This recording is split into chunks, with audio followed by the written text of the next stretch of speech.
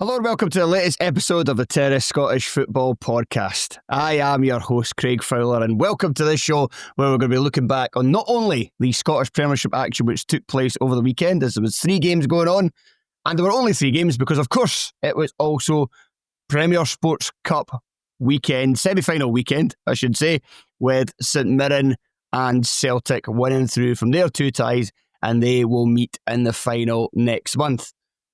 With 2 such huge games going on at the weekend and another 3 important games as well in the league, I needed a bit of extra help on this show. So I'm joined by not only 1, but 2 of our favourites. First off, it's Tony Anderson. Hi, Craig. And we've also got Joel Sked. Hello, boys. Nice to see you both. Yeah, it's good. Tony, let's start with yourself. How was your weekend? I went to a party on Friday. It's like a house party for Halloween, but I joined the sort of middle-aged men in the corner who didn't dress up and just had our own evening completely away from the rest of the party outside a fire pit and let them all crack on through there, not to ruin anyone else's vibe. So we had a lovely laugh. It was great. Then woke up and my house stunk of bonfire. Essentially, I completely forgot about it. Don't really remember getting home, if I'm being frank, but with the Men Behaving Badly soundtrack on in the background. Yeah, playing over and over and over again. Yeah. And then I've not done anything else. I watched the football yesterday and went to the shops today, Craig. Bought some fucking cooked dinner after this, and then watched the semi-finals. And it was outside of the usual last-minute calamities from Hibernian. The football was rather enjoyable. Joel, what about yourself? Just it's the usual parts and work, just mixture of the two. But other than that, I mistakenly stayed up till 4 o'clock, hoping to see the LA Dodgers lose the World Series in Game 7. Of course, they didn't. It went to extra innings because they hit a homer, and I was like, "That's it. I'm turning this off. I know exactly what's happening here. I'm going to bed." Thanks for that, Joel. I was going to watch that later on tonight. Sorry, man. Who knew you would get spoilers on the Terrace Scottish Football? I was going to watch it because I saw it earlier on. It was 38 minutes long, and I was like, well, I don't have time for that because I'm going to watch the Falkirk game before we do this podcast, and the Old Firm game's kicking off at 2. So I was like, I'll save it for after the podcast. If only I forgot I was on with a fellow ballsman. Yeah, a baseball aficionado, newborn, a new age baseball aficionado. Yeah. About it travels the world to watch baseball. Yeah, it's only happened in the last few years. So yeah, I forgot about that. So yeah, so it's your own fault. Yeah. What about you, Fowler? Did you do anything fun or? Yes, my weekend is like most weekends now. Instead of what Joel's is what was it, Hearts and Work. Mine is usually Hearts and Pints. So I was at the Heim gig on Friday, which was excellent, and then I went through for the Hearts game and stayed afterwards to watch the St Mirren Motherwell match before making my way back home, which wasn't the best of times because there was a billion egg chasers coming out of Murrayfield, all seemingly very happy that Scotland had won 76-0 in a friendly game against the USA. Like, why did anybody fucking care about that, honestly? USA played up. I literally didn't know that. I didn't know that. And I'm pretty sure, I don't think I actually even exaggerated there. I think it did actually finish 76-0. They had it on, unfortunately had to go to Diggers on Saturday night, and they had it on there. Didn't have the League Cup semi-finals on, so brilliant, well done. Call yourself I don't think it calls itself a football pub, just a pub. And then completely forgot about the Scotland game. Went into Sainsbury's on my way home, and there was a middle-aged man with a Scotland flag draped around him. It was a friendly against USA. Have some self-respect. I was at the Rosebud. We managed to finally get one of the tellies to show the semi-final after missing the first 25 minutes. It wasn't that they were refusing to do it. It's just that one of the guys behind the bar just first asked him, I was like, "Can you put this in Motherwell game on? It's on Premier Sports." And he went, "Okay." He's like, "Just put on that telly there." He's like, "Okay." And then he changed it to Tottenham Chelsea. It's like, that's not the match we asked for. If you're going to work in a pub that close to a football stadium, you should probably have to do a football-based quiz before you get the job. You have to have some sort of understanding. And be able to work the remote. Yeah. As well, the amount of pubs you go into and someone, and I don't want to be misogynist. It's often an older female does not know how to work the Sky remote. Yeah. I was in the Corrie Inn last week for the Hibs game, and she was doing all sorts, and I nearly flipped the table over. Just reach over, let me do it. She had it on, and then she just took it off. We were watching for 5 minutes, and she changed it 4 times. You had it right. Everything's fine. Well, in the interest of gender balance, it was a guy that was having the problem at the Rosebud. It'll be a rugby country, that's the problem. Probably. Yeah, just getting there was a piper outside the Rosebud for people going to the game. And everybody still cheering as they were scoring tries to make it 76-0. I was like, why do you care at all? I mean, the Americans playing won't be pro either. They literally will be amateurs, I'm assuming. We'll do professional rugby in America. I'd be surprised. Anyway, so yeah. Just failed American football players, basically. Yeah, probably, quite possibly. But yeah, between us, despite some issues, we have watched all 5 games which took place this weekend, and we shall start with the game which did take place on Saturday evening, the one that I said I was able to finally watch some of after much wrangling with a barman. But that was Motherwell 1, St Mirren 4. St Mirren making their way to the final, and their first under Stephen Robinson, who of course in the past led Motherwell to a couple of trips to Hampden showcases. Certainly will have a better chance this time, I think it's fair to say, than the other 2 times that he came up against Celtic, because, well, Celtic don't look that great. And Tony, Stephen Robinson just building on his legacy at St Mirren, isn't he?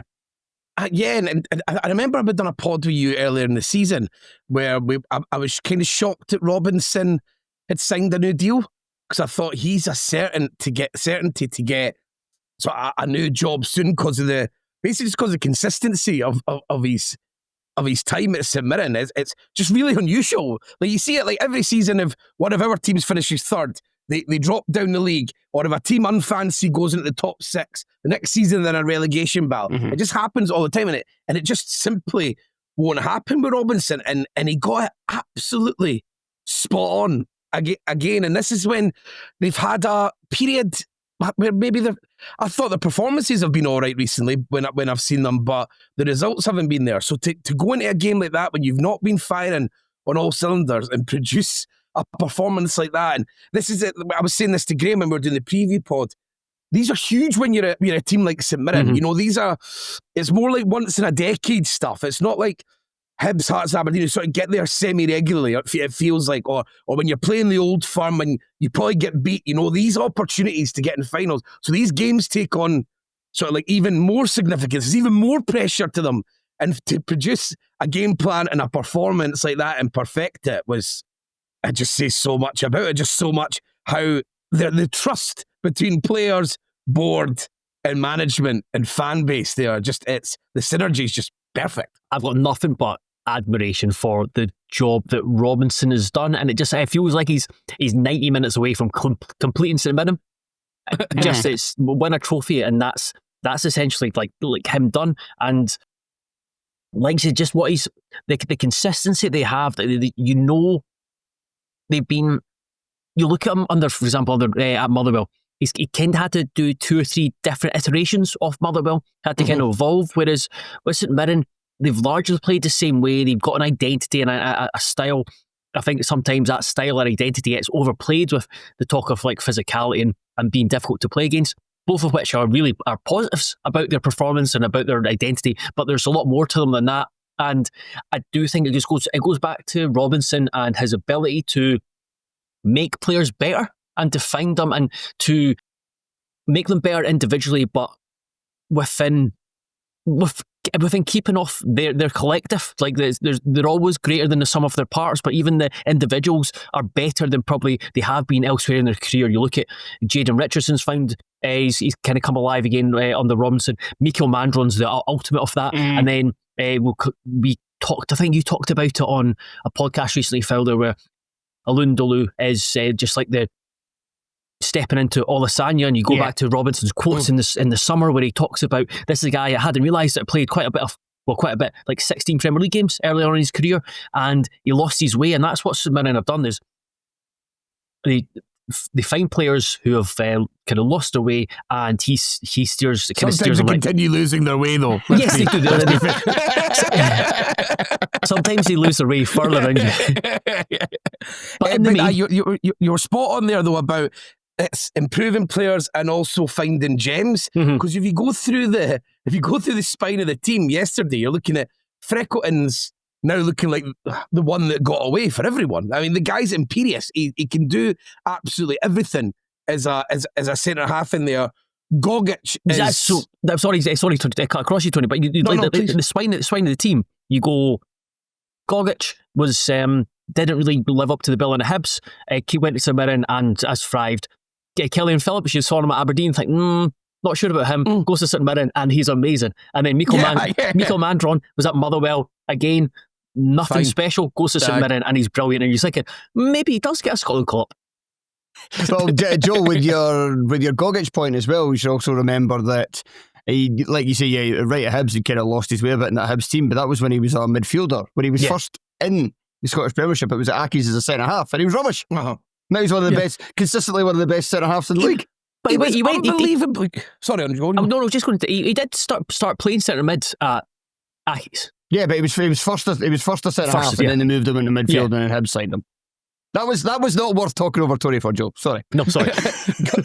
Gogic was absolutely incredible. Yes, his reading of the game, he just sweeps up everything. It's like, you think of him as tough tackling. But now when I watch Gogic a lot of the time, I barely see him do a side tackle, which is kind of what he was famed for in his time, because he's got the big long legs and that. But it's more that he just totally reads the game. He shuffles over, he sweeps up, he cleans up all the time with the balls going over the top. And Motherwell, with the way they play, you need to be obviously really, really disciplined in there. And Gogic just completely controls that whole back three, talking everyone through it. And he's one of the best centre halves in the league. It's quite that simple. They've got two of the best for this season anyway, in Gogic and Freckleton. I liked the point that Rory Loy made on the BBC coverage, where he talked about Gogic, is that when he does go in for a tackle, he almost hesitates just so he can hit a boy.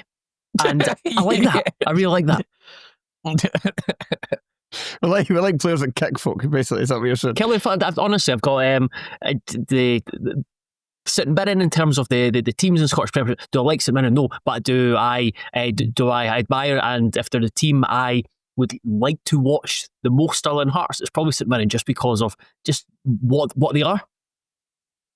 And this one, it was so smart in this game. They like Motherwell did start well, and they put a lot of pressure on St Mirren in the beginning, and then obviously the game turned hugely on the rolling ball thing, and them getting the corner and managed to score from them. But they let Motherwell have the ball. I mean, it all sounds so easy, and I really like Robinson after the game when he's like, he sort of explained what he'd done, but he also was quick to go, I'm not reinventing the wheel here. I mean, people let teams like Motherwell have the ball, and then you set the traps for them when you come in. But it's just the discipline that needed for, especially the three midfielders who are quite all action. You know, they want to get up and down, but there was a lot of the time, and I imagine they really, really, really want to press quite high up the park, but they didn't do it, and they set the traps, and they stifled that middle of the pitch, which made Motherwell constantly having to push the ball wide. They totally got Elliot Watt, which we might come on to talking more. I mean, he had his worst game. It was like he was winning St Johnstone's trip again, and that was because of St Mirren. So that was because of the way that St Mirren played the game, and they totally stifled them. They totally got on top of them, and they also just managed to squeeze all that space. So just was never in the game. So they basically in that midfield with the discipline and the game plan, they've stifled Motherwell's two most important players right away. Yeah, and that was why I was looking back at the predictions there to see who picked who, and I noticed that both of you went for Motherwell. Well, Tony, you did put... I'm bewitched by Motherwell, though, so that's the problem. Yeah, you did put in parenthesis. You did say that it's too tough to call, and I don't think it was a very difficult game to call. I fancied St Mirren, though, and it was just for that kind of reason. Yeah, I know St Mirren have not been getting the results recently until this game that their performances maybe merited. So I maybe contradicted myself here slightly, but I just felt in a game of this magnitude, yes, Motherwell, I've loved watching them so far this year. They've been a great story for us to cover so far this season. They've managed to unearth some real gems. They're just so fun to watch. However, we know they've got that really kind of soft centre. And when you talk about a soft centre, I literally mean the centre of their team. Like Elliot Watt, Lucas Fadiger and Elijah Just, 3 really good players for Motherwell this season. Great when they've got the ball, but when they don't have the ball, there's just not enough there to protect a... Fadinger yesterday for defending. Yeah. The guy was not interested. There's just not enough there to protect the backline that by itself cannot stand up to what other teams will throw at them. So that was why I fancied St Mirren, and Motherwell's defending in general in the game was just like, yeah, first goal, the rolling ball shouldn't have been allowed to happen, should have been called back.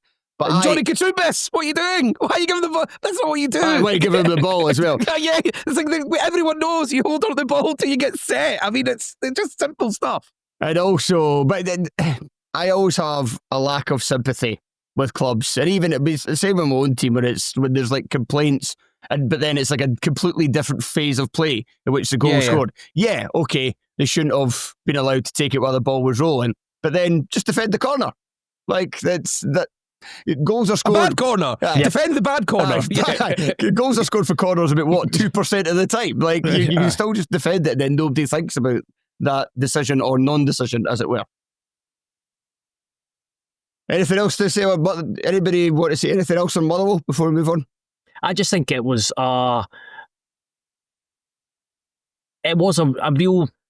Just going back to kind of the opposite of what Tony said about St Mirren, it's just like the most frustrating thing from a Motherwell perspective is like how easily they're beaten and how easily that they kind of went down. I know they had a bit of a rally around the hour mark and then got back in it with Callum Hendry's goal, but it was just getting back into that situation, like, right, we've maybe got a wee chance in the last 10 minutes, and then to give up that third goal with the keeper. What are you doing? The most depressing type of goal to lose if you're a fan at Hampden. You know, when you see the guy running back, scrambling into the net like that, like that's the easiest time for me when I'm up off my seat and walking straight out of the building. Yeah, I wouldn't be 1 second. It was the two of them going for the ball. You knew that they both kind of put each other off. Aye. And then the fourth goal was class, though, with Phillips. I really wish... Yeah, I know Mandron's finish is class. It's a really nice goal. But still, if that one just goes in when he's flicked it up, kneed it, and then volleyed it, barring in or something like that, absolute party time. But, Motherwell, it's just... You're right, it's too soft in a game of that magnitude. That's when you feel that is going to rear its head. So I think that's a fair point in terms of where they both are in their evolution as teams as well. St Mirren are way further down the road in theirs. It kind of encapsulated Motherwell this season, and it was a good game to watch, and a big reason for that was that how they moved the ball, and especially like second period, you kind of thought after the second goal, goal was coming, you thought as well. Yeah, you knew a goal was coming, but they had opportunities beforehand to make it 2-1 a lot earlier in the game. And then it would have been interesting to see what happened. But they didn't take those opportunities. I think they've struggled in terms of, a little bit in terms of finishing this year, but mainly in terms of composure in the final third. And again, as we've been over, just their kind of soft touch defensively. So that was just Motherwell overall. And it just Indaloo, as you go back to him, just like in a week he scored an overhead kick at the top corner. And then it was like prime Drogba with that sort of spin. You know, when he's not looking at the goal. It was just like watching Angus Drogba scored against Everton once, where he just spun and he just rifles it. And it was just like that. And this is the thing, is Motherwell did start both halves quite well, but it was just St Mirren was so ruthless. So in Mandron's finish, it's poor defending. When it gets there, it's slammed home. You know, there's nobody saving that. And then Windley one, they get the catch, the break with the ball, and he's just swiveling and smashing at the net. It's just no fire around, clinical as anything, and then they're just able to play Motherwell at the gate in the style that they want to play against them. Joel, do you know what Lindeloo's goal reminded me of? Ellis Sims against Ellis Sims, yeah. Let's see. Oh, yeah. Very kind of similar. It's Sims maybe slightly further out by only a couple of yards. Yeah. But same corner, same kind of just like, his was a pass through to him as opposed to just kind of taking on a ball that had kind of come like deflected into his path, but very kind of similar, and it just kind of opens up and he just hits it first time, and exact same end of Hampden and the exact same corner as well. I think that just on like the front men for St Mirren, and the big thing with having 3 or 4 fit options, like seeing Ayunga come off the bench, is that against St Mirren you don't get any respite. As like they're always going to be a nuisance to play again from the first minute to the last minute. They're always going to have an out ball, and I think that's absolutely massive. Right, let's move to covering the second semi-final, which was a match that took place on Sunday. Celtic beating Rangers, 10-man Rangers, after extra time. And Joel, this game was it was kind of like almost like watching an action film that barely has a plot. It was just good, dumb fun. Yes, it was. It was absolutely superb from the first minute until Celtic went 3-1 ahead. That's enough for me. There's nothing good's going to happen after this. But it was great from the way that the both teams went at it, their vulnerabilities, and I think that was the big thing about why it was such a good game. And with Rangers and Celtic, maybe great games in the past have been ding-dongs because they've had brilliant players. This was brilliant because both of them are so fragile, and that was just on full display this afternoon, where you've got Celtic who came out of the traps but brilliantly and then just never built on it, and then Rangers who were soft as shit in the first half, unbelievable, but then somehow recovered and kind of found the footing and actually almost hard done by the end. Yeah, it's like, even though we'll go on to Celtic because they did win the game, but I think it's interesting with Rangers with Danny Rohl is that he's asked something completely different in all 3 games and tactically, and it's the fact that he's been able to get his message across and they've executed it. Whether a Rangers fan was happy about the way that Rangers played against Hibs, for example, in terms of style, but they done what they could. It was clearly deliberate, and it was executed in the way that he pictured it to be done. And then for this game, he was quite brave when they went down to 10 men. He went with 2. He went with 2 up front. He changed like how they were playing in the defence, and they managed to take over the game. They were dominating much in the second half. So if I'm a Rangers fan, considering that Rangers team looked like they couldn't carry out any type of message under Russell Martin, whatever he was being asked, they seem really switched on and malleable to whatever Rohl wants. And despite it not going well towards the end, and I mean, the second went extra time, the reality was they were going to lose. They needed to score again in that last 10 minutes, realistically, to win the game. So I'm just saying, does he take a bit of criticism for not playing Gassama from the start and just some of his choices in his starting 11, just because in the first half, I mean, they really rose to the occasion and had the performance that you can kind of be proud of after the first half. But the first half, while they created 2 of the best chances in the game, they were so fragile, they were so nervy. Three of the best chances of the game. Yeah, of course. I forgot about that dumpling missing the ball completely. Which time? Chermeti is rubbish. A lumbering man.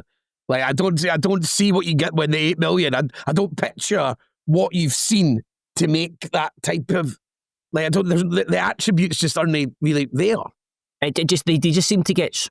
Yeah, he was really poor, but they just seemed to be spooked by the intensity that Celtic played with, and on Celtic they were never going to keep that up for the full 90 minutes. But it was just a really nervous, panicky. Panicky performance, and it was almost like Giga sort of spread that like wildfire. How he lasted 102 minutes, I thought was like incredible. Like, I think that was the thing that Joe was saying earlier. Like, yeah, well, there's certainly positives to take if you're a Rangers fan in terms of how the team has responded to Danny Rohl. Yeah, there was a couple of decisions from him in the game in terms of his selection, which I found a bit curious. Also, the point in in extra time as well, we're just giving up having any midfielders in the park. I was like, I'm not Tavernier in mid-centre mid. I'm really not sure about this, but Giga lasted as long as he did. Was quite curious considering he was all over the shop for a lot of it. It's exactly what Tony said, is that when you're playing alongside him, Suter and Cornelius or who plays, or Tavernier, they're just like, I don't trust him to do anything, so I'm going to have to cover him. I am going to have to go into positions that I don't want to be in or shouldn't be in, just because he is unsure, and he is very much like, I'm not going to take. He didn't take responsibility once.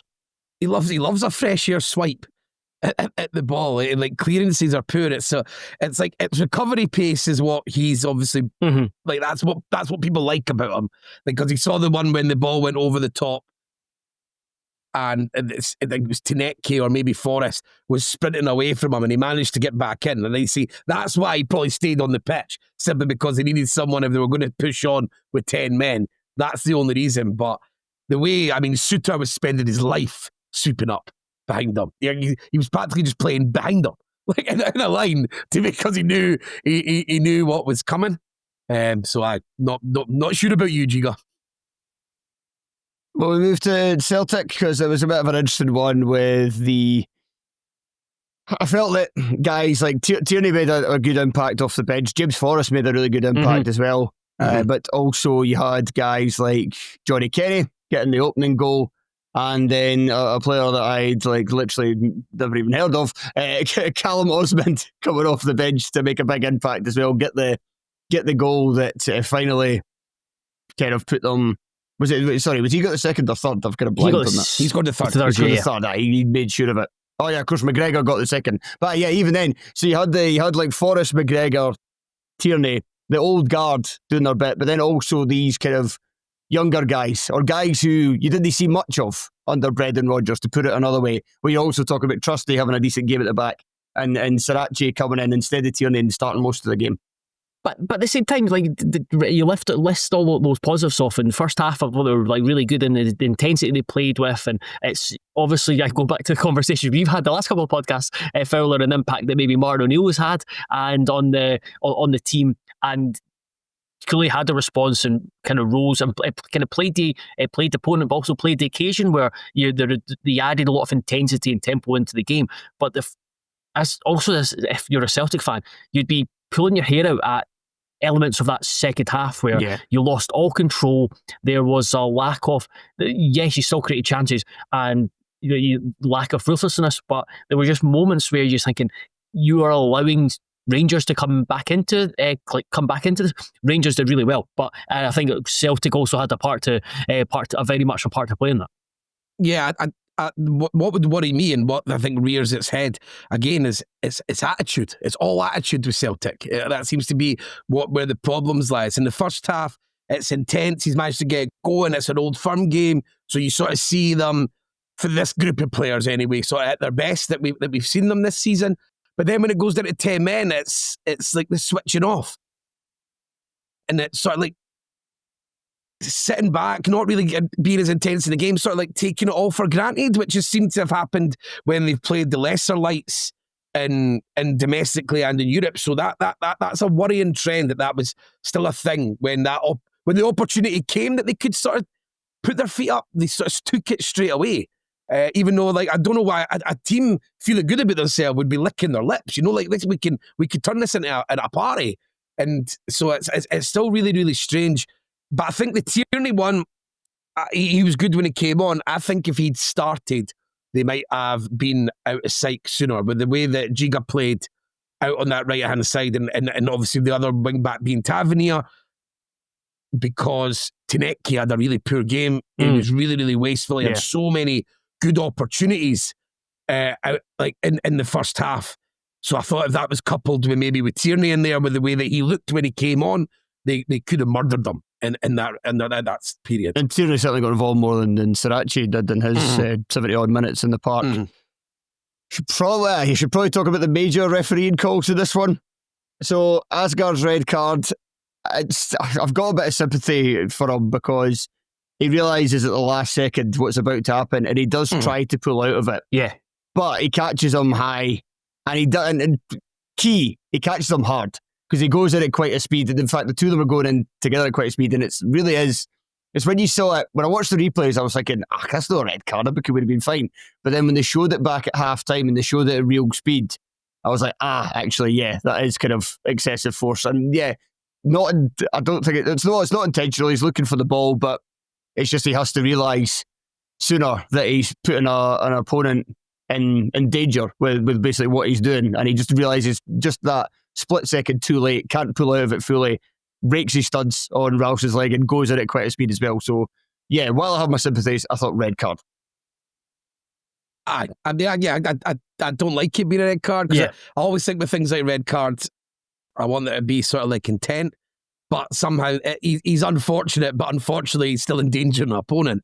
He still cuts his leg, he still kicks him in the thigh at full pace, because he doesn't have the spatial awareness of what's going on around him. He's got his eyes fixed on the ball, which people say that is like a positive. Oh, he's got his eyes on the ball, but and the reason he catches a guy like that and endangering him is because he has no fucking idea he's coming until the last second, because he's got his eyes on the ball completely and utterly. So it was a sore one. It would be a sore one to take, because you can understand the frustrations, but in that hair in an Old Firm game, the referee's got no choice.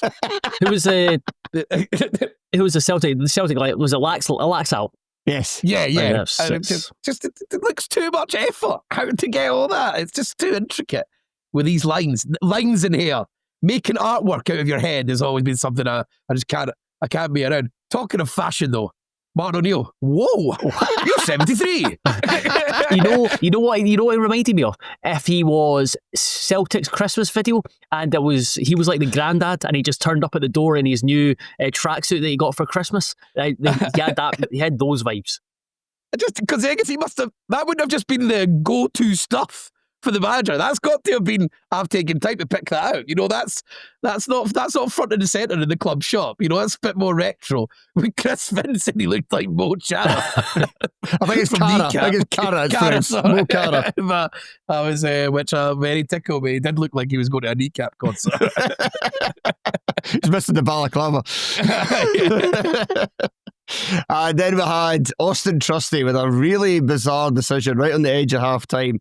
Where a moment where Jack Butland was able to collect the ball in the box and Trusty went in, and I mean, under normal circumstances, even if he was going for a kind of loose ball and made contact with the goalkeeper with a boot to the face, you would say, okay, you're maybe a bit lucky there. What made him especially lucky is that it looks like, well, Butland has it, and it looks like Trusty's like bringing his foot down, and then he puts it back out again and catches him quite late. Now, I think for me, he's certainly lucky, and then Neil Lennon was on the Premier Sports coverage at half-time, and he said that he was very lucky as well.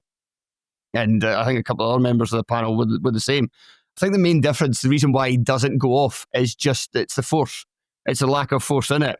But the credentials for deliberately kick someone in the head. The credentials for a red card are endangering your opponent and excessive force. Now, the actual force of it isn't that strong, but kicking somebody in the head when you don't have to, you could always be deemed as excessive force, because it's not really a football move, is it? And the other side of it is that endangering your opponent.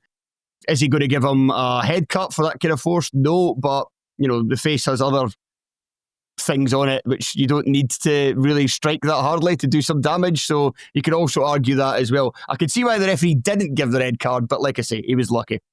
I thought the reaction from Trusty was telling. Like he basically shat himself, was like, shit, yeah. Oh, I shouldn't have done that. I'm in trouble here. So yeah, I feel aggrieved by that. Butland had a great game apart from when it really, really mattered. That's a standard him now, isn't it? I think both keepers have came up with really, really big moments, and I mean, Schmeichel covered himself, blocked really, really well. You could question finishing from Rangers players when they got through goals like through 1-on-1 in terms of composure and awareness of where to put it and where the keeper was. But Butland, yeah, straight away it was one of those keeper. Seeing that it's shot from behind McGregor and looking towards Butland, you can see straight away that he realises that, I don't know if it's because it's taken that wee nick, that he realises he's dived past it as soon as the ball reaches him. That's what just trying to think. The only reason why he's done that is if he's partly unsighted, but he's definitely partly unsighted. You can see for that replay. The sewer flick. Yeah. Nah, but he does. It wasn't egregious, but it was a mistake. Yeah, it was still a mistake. I think that's fair. That's fair. And then the final decision, which came before the McGregor goal, which put the game into extra time, was the penalty the Rangers got, Anthony Ralston. So for this one, I really don't think this should be a penalty. And I was like, I don't understand. Like, I was trying to figure out the rules again in my head at the handballs. It's like, If your hand's kind of tucked in, usually that means it doesn't. I think the explanation I saw, which makes the most sense to me, is that because he's diving to put his body in the way of the ball, it's not the same as if you're coming over and you're basically standing and you've got your arms by your sides, because you're not then in a natural position, because he's diving. Is that what you mean? Like he's diving across. He's not in. Yeah, he's diving like a goalkeeper. He's put his body in the way of the ball, and even though his arms are tucked in, because he's done that action as opposed to just standing up, that's what therefore makes it a handball. But the handball rule is just, we've talked about it so many times, and it's so inconsistent as well. I can imagine. It's just a lottery. You just sit there. Yeah. When it happens in a game, I have no idea what way it's going to go. Yeah. I just sit there and wait and fight to find out. Yeah, but having given the penalty for it, I think he shut himself out of giving him a second yellow. Because that's, if you're deeming that to be in a deliberate action which has led to a handball, and it's definitely denying like a promising attack, because it's literally a shot on goal. So if he's given the penalty, he should have given the yellow card. I think you saw that he took a while to make up his mind. I think he was at 100%, and he maybe thought, right, if I give this decision, it's going to have to be a clear and obvious error, well, supposedly at least, for VAR to overturn it. But that maybe still I'm getting it wrong, and maybe still it's not worthy of a red card. I don't know, but he should have, having given the decision, he should have pulled it a red. We talk about referees having common sense. I would like to see it be used in that sense where it's like, right, I can even up the game here and make it even more entertaining. Let's just do it. Yeah, I know that's not the way you're meant to referee, but that's the way they should referee. I should do that for all the games that I'm not emotionally attached to. Just do what makes it a good game. Right, let's move to the first of the 3 Scottish Premiership games which we're going to cover. And Tony, we're starting with the game which took place at Almonvale, Livingston 2, Hibs 2, with Livingston scoring a injury time penalty to get a draw in this one. Now, I've only seen the highlights for this one, so I'm going to have to rely on you. You watched the game. But something that stuck out to me online earlier when I was looking at Twitter was Hibs fans basically calling for David Gray to go, which is, I would say, a bit ridiculous. A bit. I mean, does being a club legend mean nothing these days, that you don't get a bit more time, especially when you're a manager that showed last season that you're able to pull things out after a poor run of games. And even still, you still barely lose any matches. You're just drawing every game 2-2. It's the first time I've heard things sort of the genuine sort of rumbles and numbers of people sort of getting involved. He does deserve criticism. I think last season I said loads of stuff about how you could attribute so much back to David Gray in terms of how good Hibs done, and I think the same for this season.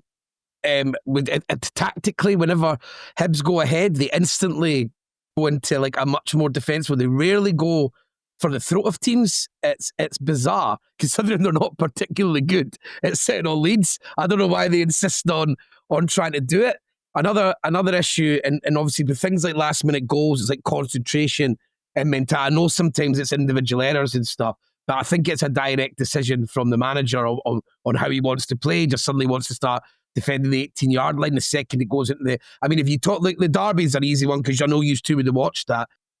That finished with Hearts scoring mainly because of Hibs' attitude towards the last sort of 10 minutes of that game. Basically, you seen it with the substitutions from the either side. Oh, yeah. And it's same in this one. They go 2-1 up, and he made the triple sub, which reeked to me, and that's something I've got a wee bit of a problem with Gray on this season, is it's all they seem like the decision they preemptively decided. The substitutions, like he's already decided on when he's going to be making these substitutions rather than reacting to the game. And you're doing the substitutions when you take sort of like you put Campbell on for Boyle, for example, yesterday. You're totally changing. That tells you everything you need to know about how Hibs are going to try and deal last 10 minutes. They're looking to have someone who can press more. They're looking for someone who can defend in the box, aerially, all that type of stuff. So these things sort of tell you. I'm personally, with Gray, I don't know like how much Malcolm Mackay was involved maybe more last season with it being Gray's, this is purely speculative by the way, I have absolutely no idea, but with it being Gray's first season as a manager, and obviously he's got quite a rookie coaching staff around him, I wonder if Mackay maybe had more, spoke more and had more say maybe in first team, sort of in coaching and tactically and things like that. Considering the last 18 months of Mackay's spell at Ross County, I find that difficult to believe because you were good last season. Maybe he's had more of a say this season. Maybe. But like maybe the thing maybe I'm on the idea I'm going towards it, rather than it being specifically about Malky Mackay, is that I maybe don't think it'd be the worst thing if Hibs put someone in. I thought, well, that's what needs more guys off staff.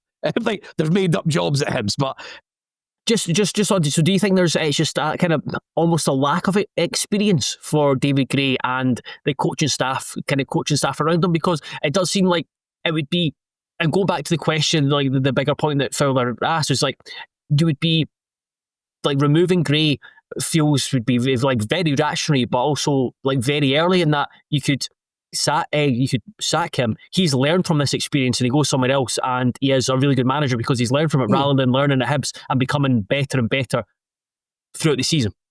Exactly. That's what I think we have to. The problem is when you do this is that you're at a big club and you're learning on the job. And this is the same when Naismith is at Hearts, and and this is always the problem, is that rookie managers wouldn't normally get these types of roles. It's a big role to get as your first ever job. It was a big role for Naismith to get. It's his first ever job at Hearts. So they are learning on the job and they do make mistakes. And the Gray, there's just been, including the European games, a big chunk where his substitutions can be called out, his style can be called out. The fact that sort of Bowie's form's dropped off, how the style of Hibs play a lot of the time is overly cautious. Maybe like the shades of Jack Ross in there, and like it's quite long ball. Like that, there's no point in denying that. There's a lot of either long balls to Bowie or like trying to go over the top to Cleegee. So that's what I mean. Like while I would defend Gray, and it is very reactionary. I mean, he's probably lost about 5 league games. I mean, about 4 league games or something in about 35. But there is huge draw, and you can't always just start using the long form like I've just done there as an excuse when the seasons change and Hibs have only won three league games. Like this season, that's not good considering Hibs' squad is inarguably good. It's a good squad of players. There's loads to like about it, and loads of them would play at nearly every other team in the league. So while I've never been there, but I've got a wee bit of feeling that maybe Hibs, I just feel like having a full coaching staff. And I thought this last season was all rookies. I find that a bit strange. I don't know why they wouldn't put someone else in there to support Gray. And like maybe Hibs should have done more to like maybe choose an assistant manager to try and help with, as I said, him learning the job, because his ability to make players better is undeniable. He's done it so much last season. His man management looks really good. And he can undoubtedly get big performances in big games out of you, and I can imagine his team talks are pretty good and he can get people on board. But yeah, he makes a lot. He makes a lot of errors, and like I said, I gave him so much praise on and said so much of what he done last season was brilliant, and it was really down to him what happened. You've got to say it's actually the same this season, and vice versa. So what about the game itself? I know that from your messages and from reading other Hibs fans at Hibs, well, obviously if that Kieran Bowie goal stands, they win the game. Ultimately, the consensus seems to be that it didn't play that well. So how did the match go? What did Livingston do, or what did Hibs not do in order to get the 3 points? So obviously the game, Hibs scored right away. So the ball played up, and Cleegee done really well for the knockdown. What a strike as well. What a strike. Aye, and Jay McGrath, who I think's been a really good signing in terms of his output's been really, really good, apart from that penalty on Wednesday, obviously. But this is the thing, and then just Hibs. You think Livingston, no low on confidence, been losing a lot of last minute goals, can barely win. Just go right for the jugular. Like you could win that game in the first 30 minutes. That, but Hibs just sort of stood off, and Livingston played in the game. And I thought I was actually pretty impressed with Livingston. And the fact, as much as I thought Hibs were bad, they weren't putting any it was like Hibs just chose to not gather any control of it. They always wanted to go long. They tried to do sort of difficult first time balls. They tried to it was always trying to there was no patience. It was just try and get forward, try and take advantage, try and make mistakes, get the ball around the corner quickly. If something's on, try and do it. But that meant that there was no control in the game, and Livingston just came into it. Suso, he started instead of Tate in this game, and Smith came in for Muirhead. I thought Smith was pretty good in the first half, but Livingston took full control, and Silla, Suso and Pittman totally won the midfield battle in the first half. And when the goal came for Livingston, it was so coming. They had a few other situations before it where the ball had got played. Hanley sort of bought, for a disallowed goal for Pittman, Hanley just bought a foul. You know, it's one of those that you move on from because it gets done all the time, but it's never a foul, in my opinion. He's already halfway down when any of the touch is made and Pittman goes in to score. So no doubt, it was no surprise that it came down the left-hand side where Hibs were struggling with Iredale, who's had a real downturn in his form. And Smith was giving him a really tough time, and Pittman got him behind for the cutback. And Bakila, who I thought was a big handful, which I'm not surprised about. I loved it when I saw Bakila was coming in. I was like, well, that's a goal against Hibs. The minute I saw Reddy's background, I was like, fully accepted that's what it was going to be. And Stevie May working from the front, he never let Hibs build anything. May was working his socks off, as he does. You know, it's like May's sort of made a career out of basically injuries cost him his sort of bombastic nature that he was so good for before. And it's like he just went on and had a very workmanlike sort of career just due to putting in. So I thought he defended really well off the front, made sure that Hibs couldn't really get out properly. And it wasn't till half-time when I think Hibs must have got a rocket at half-time, because the first 15, 20 minutes of graph, suddenly Hibs were using the ball well, passing, everything was done deliberately. The perfect guy to say about the difference between the two halves is Josh Mulligan sets up two chances really quickly in the first 15 minutes from right wing back. One we should have scored and it didn't go in, and the second one he sets up, Boyle puts it away. In the first half, Mulligan gave the ball away every single time he got it, and his crossing was going out the park to one side. So he sort of embodied the change. But then, Hibs are playing well, it's all good, score the goal, change three players right away, and it totally changed it again. Then it suddenly became a bit more of a ding-dong battle. Bowie gets the goal. I mean, it says offside with the lines and stuff, but I don't know exactly. I just don't know exactly how VAR. I'll be honest. I've had sex before, so I don't really know how VAR works, particularly in terms of the how the software works with the. So I don't know how it's like software rather than people drawing lines or something like that. I don't know exactly how the lines get put out there and stuff. But there was the Rangers one earlier a few weeks back that I really didn't buy.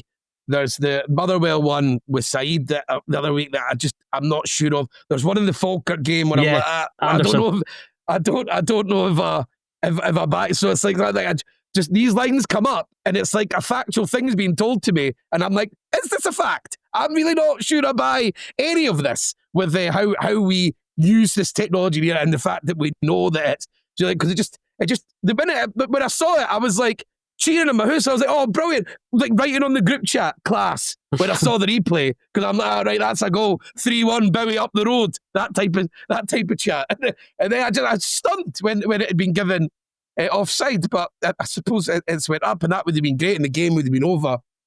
And then, like I said, after that, when it doesn't go in, Campbell comes on, they start defending their 18-yard line, and then the inevitable happens with Nicky Cadden. That's like a ridiculous sort. It's a definite penalty. Without just looking at the substitutes yesterday, and without having seen any of the game before, watching bits of the game, it was just strange that you take off Cleachy and Boyle, and then especially when there's going to be a point where Livingston are going to be pushing forward, and it's like, you know what he could do in the final third? Some pace. And then you've got Ewan sitting there. Yeah, Ewan sitting there unused, You've got that there. I mean, I understand why Ewan, when you're defending a lead, isn't the most go-to guy. Like I do understand why someone would be in it, because he's always wanting to have fun when he's on the football pitch. He isn't really always thinking about the bigger picture. But yeah, like you leave pace up there, you give them something.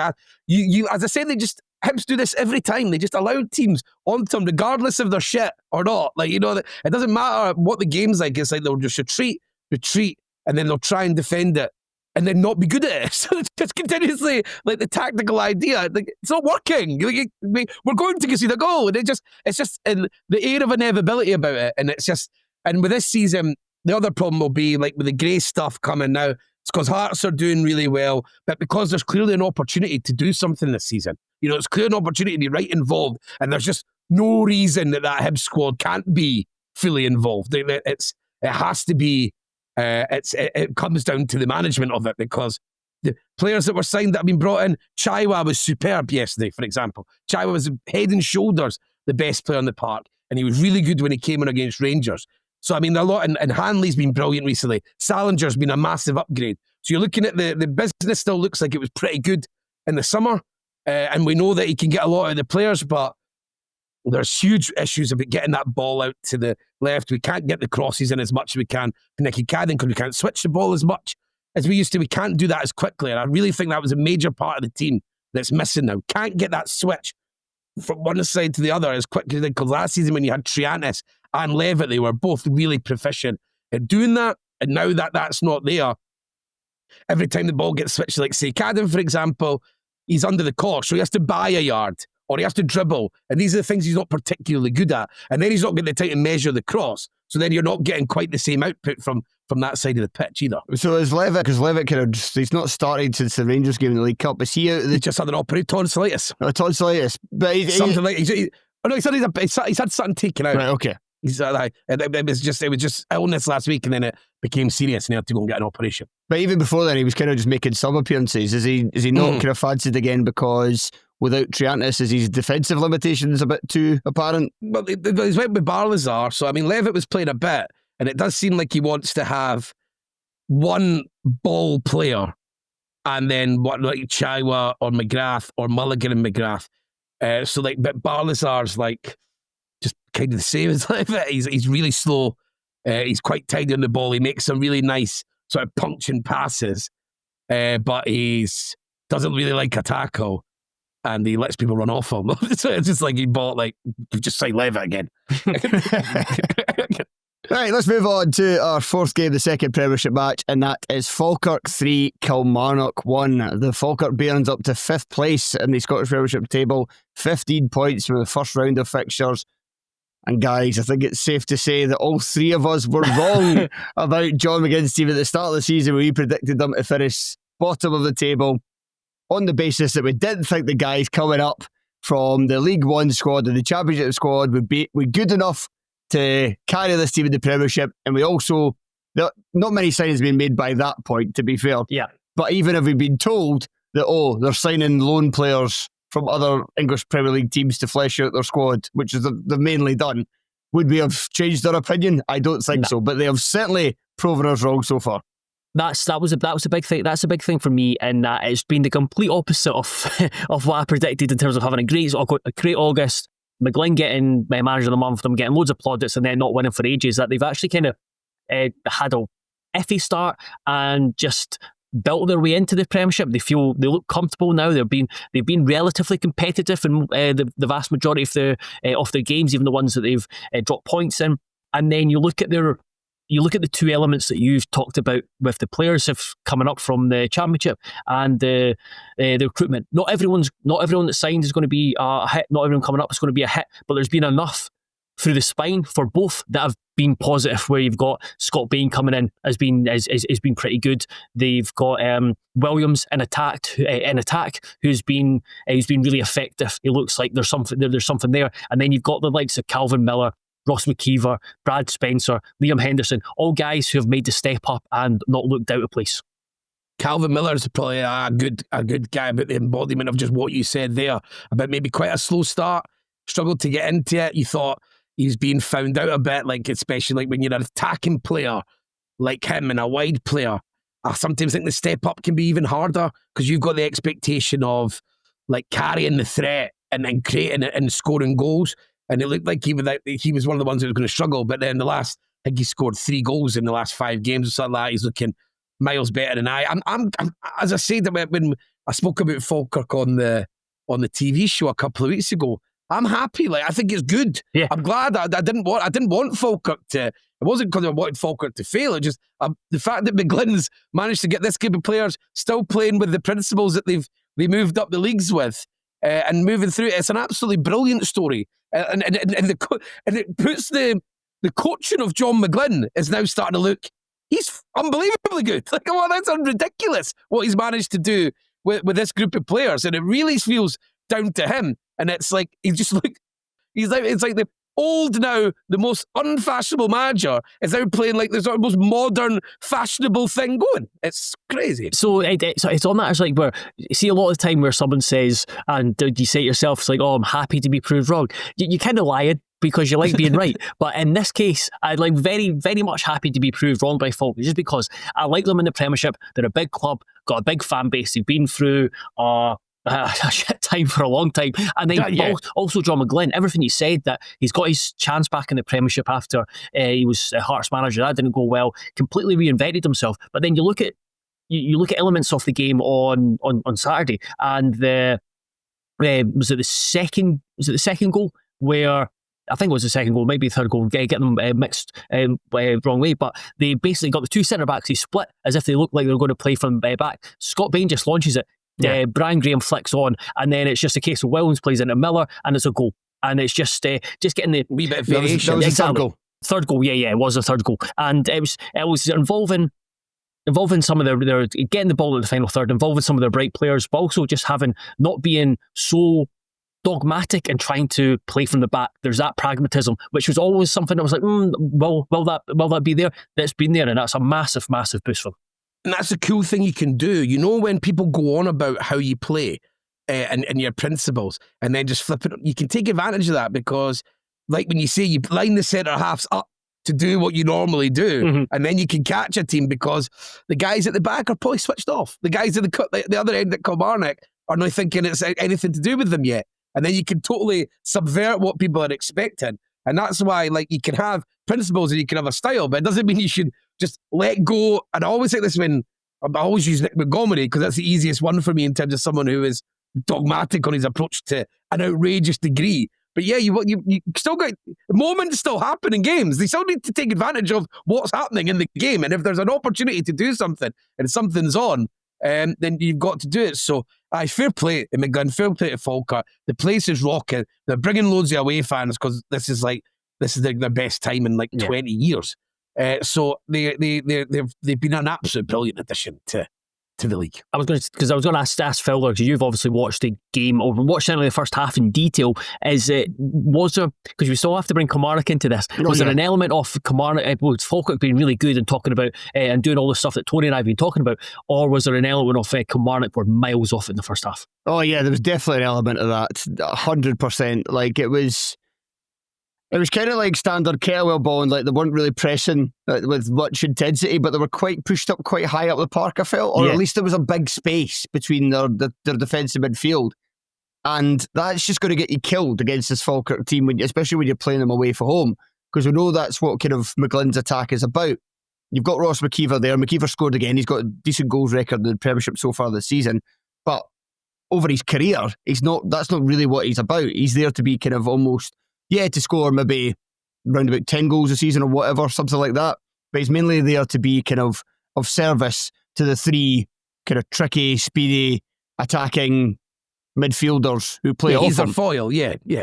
And now you need players who are good to do something with the space that they get, and that's not always a given in the Scottish top flight. So fair play to Ethan Williams, Calvin Miller, and Kyrell Wilson, who all had really good games against Kilmarnock, but I still couldn't believe the space they were given in which to operate. Now, part of that was on them because their movement was really good, especially Wilson. I was quite impressed with, in fact, the two wide players in general, and Miller obviously moved a bit as well, but Wilson seemed to pop up on the left sometimes to create overloads. Williams was coming into the centre quite a lot, so there was a lot of movement, and Kelly had no answer for it. But you saw the half-time changes. They made a triple sub at half-time, which was no real surprise at all. One of the players going off was Rory McKenzie. He was just invisible in that first half, trying to play a little bit it was him and Watson playing ahead of Lyons, but McKenzie was the one that was trying to kind of drop a bit more to help, and he was doing very little to help whatever he did. Yeah, like I say, there was just so much room for them to operate. But to expand further on Kilmarnock, like bad at the back, Brannan had a tough game at right back. He was taken off at half time, and they changed from Wednesday. They changed the system again.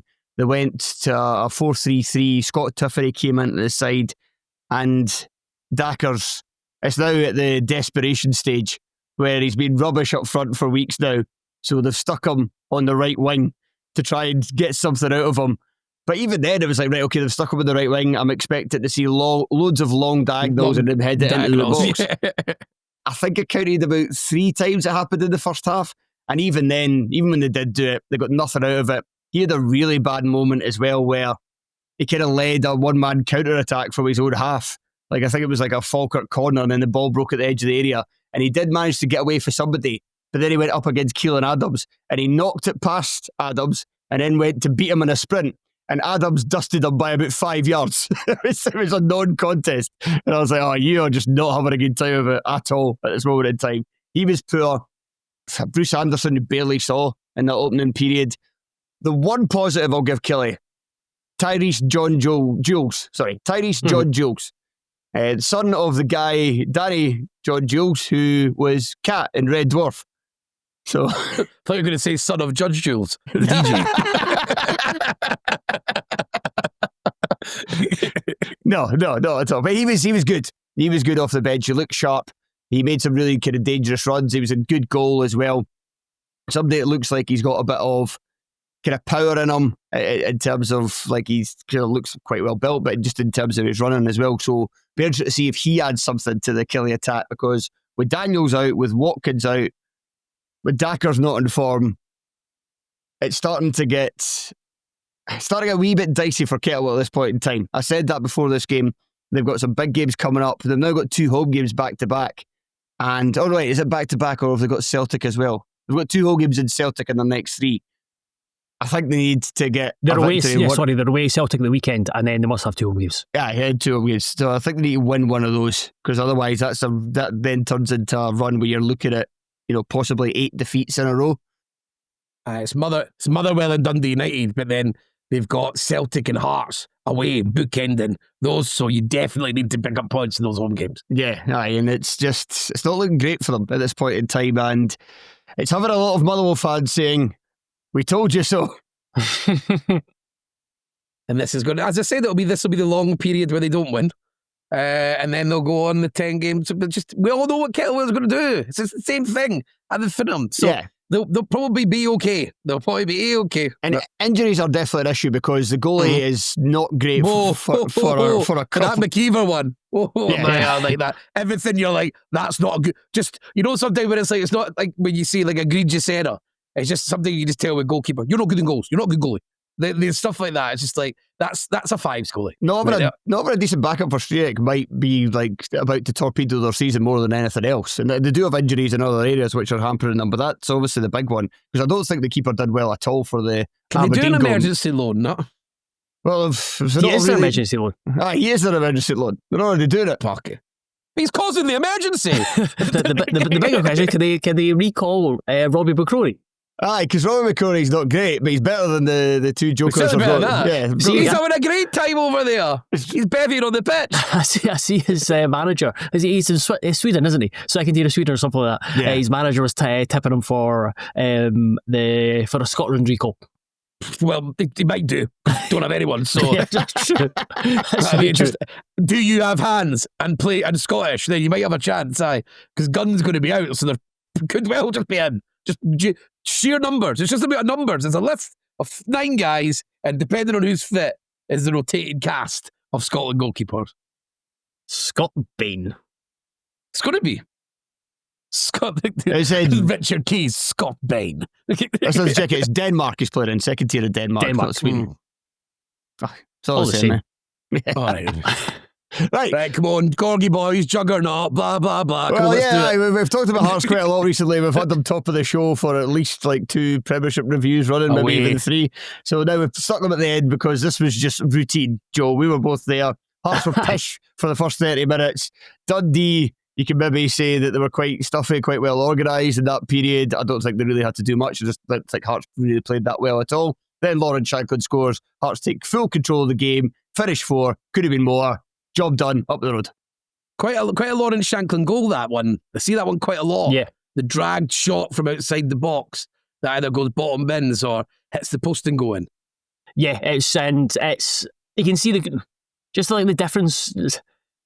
The difference in him from this season to last season, where everything that he was trying wasn't going in, whereas this season there is a bit more. It's a bit more where he scored a couple of cracking goals, and when he had that 31 goal season, he was scoring all types of goals, and we're seeing that again, where he's just again. I think it just comes down to a bit of confidence and the kind of the mental side of things, where he's not having to do everything, responsibility, and then things. And also, things are not getting magnified. Whereas because the team are doing well, but also because there's other players that he's not getting magnified. He's been allowed to do what he wants to do. And he's obviously there's the kind of talk about the number of strikers, but he is like Derek McInnes' man. And in terms of the game yesterday, it was just a huge turning point, because as soon as he scored that, everyone could have went home and went to the pub. Because Dundee, where that was the game, there was no chance they were getting back. They were doing their away performance where we will do absolutely nothing apart from defend. They're no interest in any other part of the game. It must be soul destroying. Oh, it must be brutal watching them, because it was just you just looked on at the pitch and it was just 5, 2, and then there's 3 boys, and it was just they never moved from that shape. And even like the boy, I think the midfield dude did the midfield 2 did a ton of work. The boy Digby is just a big old unit that just kind of just sits in front of them. But it was like writing about the game yesterday, I found it quite hard to pick out too many interesting things, because it was such just like a professional routine victory. Don't think Hearts were anything like they weren't scintillating. There wasn't loads of like great individual performances. It was just it was the type of result and performance that you can expect from one of the old firm when a team goes to them and just tries to find a way to win a point. Yeah, eventually they eventually just crumble. Yeah, and Dundee didn't have a plan B. Hearts didn't need a plan B. And it's good for Hearts that obviously you bounce back after dropping points. During the week, straight away, and in quite comfortable fashion. It's never an issue. And the fact I think they were able to give...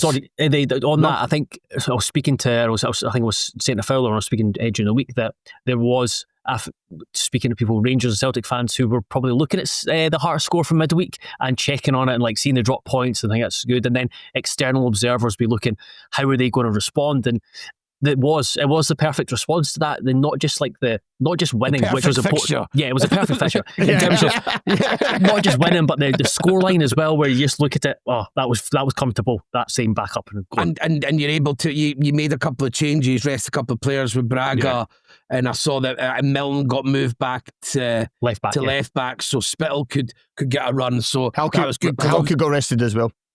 So that's big. That's a big deal. And then Kabori coming on and scoring and is it Magnuson? Yeah. These things matter when you're trying to build with the momentum that Hearts are building.